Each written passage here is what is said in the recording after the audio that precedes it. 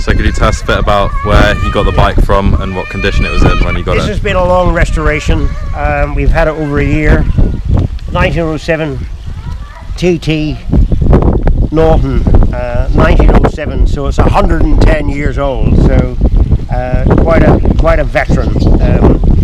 We bought it from Argentina in a Surrey state, and been a major restoration. But we're nearly there. Bike runs quite sensibly.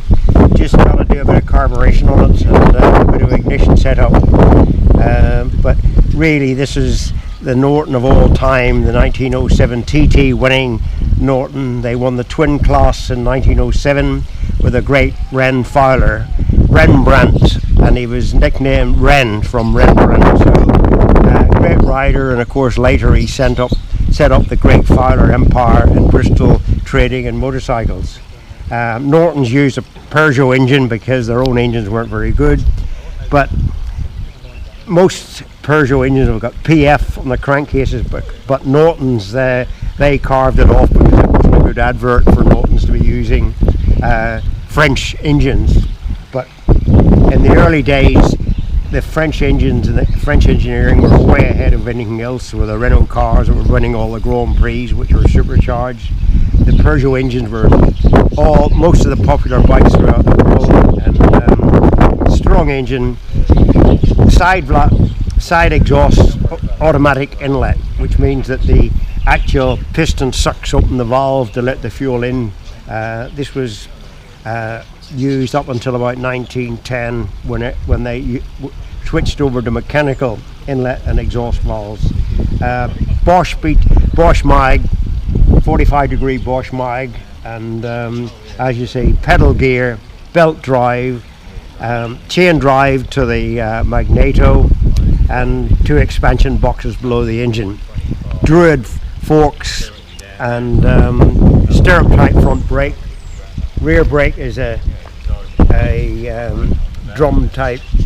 As you look on this side here, it's just presses into the V here, into the side of the belt drive, so you get the belt drive driving the belt and the brake block using that as a brake. Brooks saddle, and which were a famous manufacturer of seats in those days. If you'll have a look at the name on the back, and tank, of course, oil in the front part of the tank, fuel in the back, and this was the automatic advance retard, manual advance retard, as you can see. Air controls. This is the decompressor, so that starter is advance retard. Bottom one is the throttle, top one is the air, so you can control your mixture as you're riding along. You might like to have a word with Bob, who did most of the work on it, so he's still working on it, so come in, Bob, and say a few words.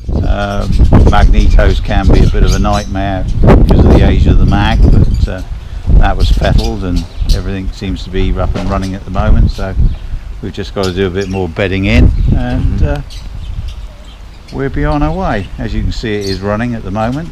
Obviously needs a bit of fine tuning, and probably do the magic ton. So what will happen to the bike eventually? We're going to the museum? Well, obviously Sammy's going to do events with it and demonstrate it at track events, so it's not the sort of thing you want to ride on the road, as you can appreciate, with no brakes hardly at all, and no clutch or gearbox, so when it goes, and you can't stop it unless you stop the engine. So yeah, it's exciting to ride. Yeah. Just try driving your car flat out with no brakes.